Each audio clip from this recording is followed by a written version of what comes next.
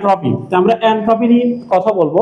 তো এনট্রপি জিনিসটা আসলে কি আমি তোমাকে বলি। এনট্রপির বিষয়টা হচ্ছে যে কোন একটা সিস্টেমের শক্তি রূপান্তরের অক্ষমতা অথবা অপ্রাপ্যতাকে কিন্তু আমরা এনট্রপি বলবো। এটা আমরা মাথায় রাখবো। এনট্রপিটা হচ্ছে, তো এনট্রপি কিন্তু আমরা হিসাব করতে পারি না, আমরা এনট্রপির সবসময় পরিবর্তনটা হিসাব করি। আর এটা মাথায় রাখবা, এনট্রপিটা হয় হচ্ছে, এনট্রপির পরিবর্তনকে আমরা প্রকাশ করি ডেল্টা এস দ্বারা। এই delta S is equal two আমরা এখানে লিখি হচ্ছে ডি কিউ ভাগ কিন্তু আমরা লিখি হচ্ছে টি। এটা আমরা মাথায় রাখবো, অর্থাৎ তাপের পরিবর্তন এবং ডিভাইড বাই তাপমাত্রা। তা এইটাই হচ্ছে এনট্রপির কিন্তু ইকুয়েশন, এটা আমরা মাথায় রাখবো। এখন দেখো এনট্রপির পরিবর্তন আমরা এখান থেকে জানলাম যে ডেল্টা এস, আর এই delta S is equal two দেখো এখানে কিউ ভাগ কিন্তু টি পেলাম। তাহলে এখান থেকে খুব শর্টকাটে আমরা এনট্রপির ইউনিটটা বের করতে পারি, অর্থাৎ এককটা বের করতে পারি। দেখো তাপের একক হচ্ছে জুল আর তাপমাত্রার একক হচ্ছে কেলভিন। তাহলে এখান থেকে আমরা হিসাব করলে পাবো জুল পার কেলভিন। তো অ্যাকচুয়ালি এই জুল পার কেলভিনকে বলা হয় এনট্রপির একক বা ইউনিট, এটা আমরা মাথায় রাখবো। তো এখন আমি তোমাদেরকে এনট্রপি হিসাব করে দেখাবো। তার আগে দেখো আমি এখানে কিন্তু কার্নট সাইকেলটা কিন্তু এঁকে রাখছি। তো এই কার্নট সাইকেলের ক্ষেত্রেও তোমাকে কিন্তু স্যার এনট্রপি বের করতে বলতে পারে। তো এই কার্নট চক্রের ক্ষেত্রে তুমি এনট্রপি কিভাবে বের করবা সেটা আমি একটু ফার্স্ট আগে বলে দিই। তা দেখো আমাকে স্যার যদি বলে এই এ বি অংশের জন্য এনট্রপি হিসাব করো, তাহলে ধরো আমি ধরে নিলাম যে আমাদের এ বি অংশের জন্য এনট্রপি হচ্ছে ডেল্টা এস 1। তাহলে এই delta S 1 is equal to হবে, দেখো এখানে তাপ যদি দেওয়া থাকে কিউ, ধরো কিউ 1, তাহলে তাপমাত্রা দেওয়া আছে T1, তাহলে এটা T1 বসাবো। তাহলে এটা হচ্ছে আমার এ বি অংশের জন্য এনট্রপির পরিবর্তন। এবার আমি যদি বলি বিসি অংশের জন্য এনট্রপির পরিবর্তন কত, ধরো সেটা আমি ধরে নিলাম ডেল্টা এস 2। তাহলে এই ডেল্টা এস 2 হবে আমাদের, কিন্তু দেখো এই ডেল্টা এস 2 হচ্ছে 0। এখন আমি যদি বলি বিসি রেখার জন্য এনট্রপির পরিবর্তন delta S is equal two 0 কেন, তার রিজনটা তুমি কি বলবা?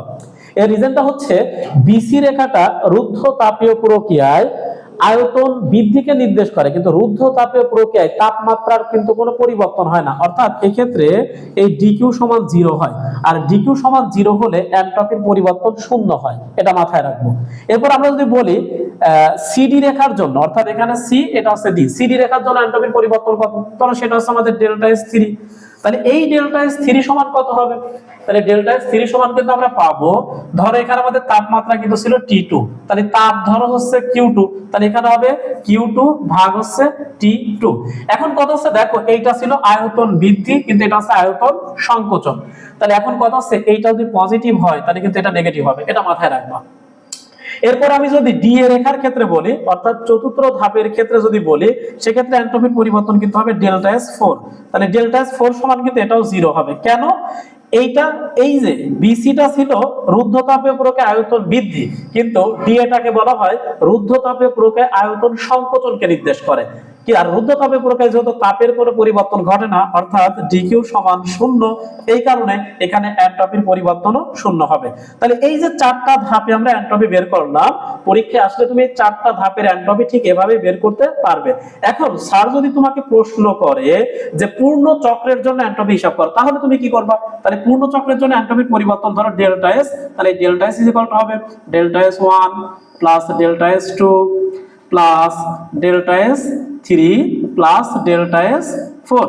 এখন তোমাকে মাথায় রাখতে হবে, দেখো এই ডেল্টা এস 1 এর কিন্তু মানটা তুমি পেয়েছিলে পজিটিভ, আর ডেল্টা এস 2 এটা 0, কিন্তু ডেল্টা এস 3 কিন্তু হবে নেগেটিভ। তাহলে এই মানটা পজিটিভ বসাবা, কিন্তু এটা নেগেটিভ বসাবা ডেল্টা এস 3 টা। এই যা কিন্তু অনেকে ভুল করে আসে, এটা কিন্তু ভুল করা যাবে না। ডেল্টা এস 3 টা হচ্ছে যেহেতু সমষ্ণ প্রক্রিয়া আয়তন সংকোচনকে নির্দেশ করে, আর ডেল্টা এস 4 এটা হচ্ছে ডেল্টা এস 2 এর বিপরীত, এটাও 0 এটাও 0।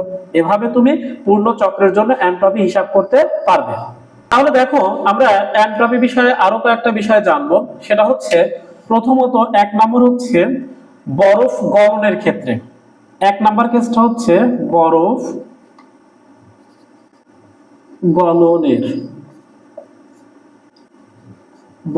গলনের ক্ষেত্রে একটু লক্ষ্য করো। তো বরফ গলনের ক্ষেত্রে আমরা এনট্রপিটা কিভাবে হিসাব করব একটু লক্ষ্য করো। তা ধরো এইটা হচ্ছে আমাদের একটা আইস বার, অর্থাৎ বরফখণ্ড। এই বরফখণ্ডের ভর আমরা ধরে নিলাম m। এখন কথা হচ্ছে এই বরফখণ্ডে ধরো তুমি তাপ প্রদান করছো, তাহলে এই বরফখণ্ডে তাপ সরবরাহ করলে এটা কিন্তু গলা শুরু করবে। যতক্ষণ পর্যন্ত বরফখণ্ডটা পুরা গলে পানিতে কনভার্ট না হবে ততক্ষণ পর্যন্ত কিন্তু তাপমাত্রা কিন্তু চেঞ্জ হয় না, অর্থাৎ তাপমাত্রা সমান থাকে। এখন কথা হচ্ছে তাহলে তো তাপের তো পরিবর্তন ঘটে, তার মানে তাপ এই বরফখণ্ড ততক্ষণ পর্যন্ত কিন্তু সুপ্ত তাপ গ্রহণ করে, যেটাকে আমরা এলএফ বলি বা ল্যাটেন্ট হিট বলা হয়, যেটাকে এলএফ দ্বারা প্রকাশ করা হয়। তাহলে আমি এই বরফখণ্ডকে গলাতে আমার মোট প্রয়োজনীয় তাপ ধরো কিউ, তাহলে কিউ সমান কি এম এল এফ বলতে পারি। এখন যদি আমি বলতে পারি এই বরফটাকে গলাতে আমাদের এনট্রপির পরিবর্তন কত, তাহলে আমরা কিন্তু জানি ডেল্টা এস। তাহলে delta S is equal two আমরা জানি এখানে ছিল কিউ, এখানে ভাগ টি, তাহলে এখন কিন্তু আমরা কিউ এর জায়গায় লিখতে পারি এম এল এফ ভাগ কিন্তু টি। তাহলে এই হচ্ছে বরফ গলনের ক্ষেত্রে এনট্রপি পরিবর্তনের হিসাব। অর্থাৎ যখন তুমি কোনো একটা বস্তুকে গলাবা তখন এনট্রপির পরিবর্তন বের করতে গেলে delta S is equal to M L F ভাগ টি হবে। এটা একটা ম্যাথ ফর্মুলা মাথায় রাখবা। এখন তোমার কাছে আমার কথা সেটা হচ্ছে এই টি তাপমাত্রা কিন্তু হবে 0°C, কারণ বরফ গলে কিন্তু 0°C তাপমাত্রায়, এবং এই টিটা কেলভিন স্কেলে নেবা 273, আর এই এলএফ এর মানটা এটা প্রশ্নে দেওয়া থাকে। তাহলে এটা ছিল 1 নম্বর কেস, যে বরফ গলনের ক্ষেত্রে কিভাবে তুমি এনট্রপি হিসাব করবে। 2 নাম্বার দেখো, 2 নাম্বার কেসে আমরা দেখব পানি যখন বাষ্পে কনভার্ট হয়, অর্থাৎ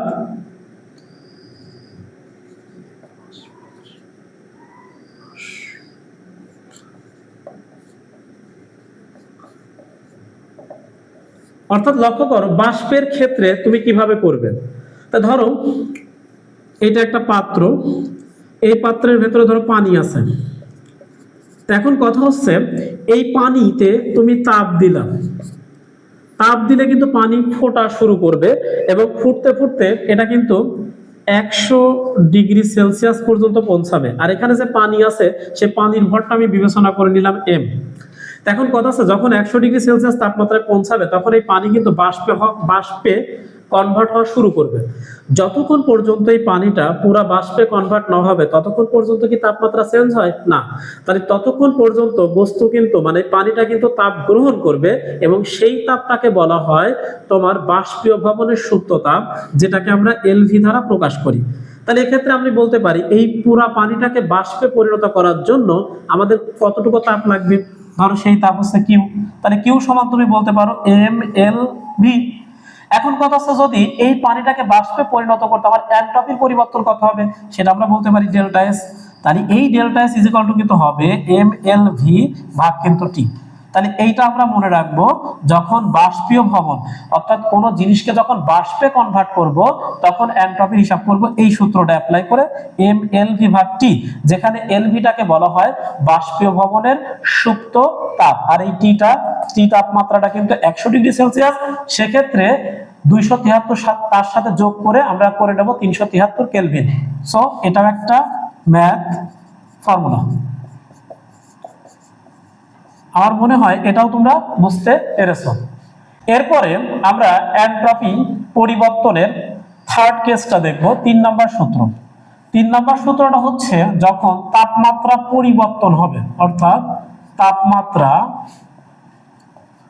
পরিবর্তন হলে, অর্থাৎ তাপমাত্রা যখন পরিবর্তন হবে বা তাপমাত্রা যখন পরিবর্তন হবে তখন তুমি কিভাবে এনট্রপি হিসাবটা করবা। তা ধরো এটা হচ্ছে আমাদের একটা পাত্র, এই পাত্রের ভেতরে ধরো আমরা পানি রাখছি, এই পানির ভরটা আমরা ধরে নিলাম হচ্ছে এম।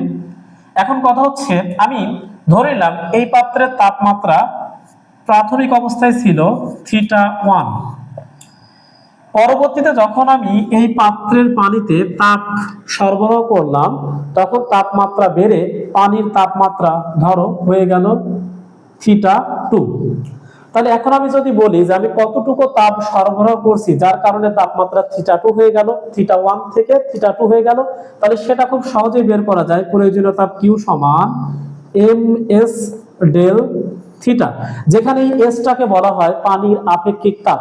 এখন কথা হচ্ছে আমি যদি বলি এনট্রপি পরিবর্তনের ক্ষেত্রে সেটা কিভাবে সূত্রটা হবে, সেক্ষেত্রে হবে ডেল্টা এস আর এই delta S is equal to হবে এখানে এম এস দিব, দেওয়ার পর এখানে লন দিব, লন দিয়ে এখানে আমরা লিখবো হচ্ছে, দেখো যেহেতু এটা তাপমাত্রা আমরা θ1 θ2 দ্বারা প্রকাশ করছি, কিন্তু আমরা এখানে লিখবো delta S is equal to M S ln দিয়ে আমরা হিসাব করব হচ্ছে এই পরে যে তাপমাত্রাটা হয়েছে θ2 সেটাকে ধরে নেব আমরা T2, আর আগে যে তাপমাত্রাটা θ1 ছিল সেটাকে আমরা লিখবো হচ্ছে T1, অর্থাৎ T1 তাপমাত্রা থেকে আমরা T2 তাপমাত্রাতে কনভার্ট করছি, তখন এটা হবে।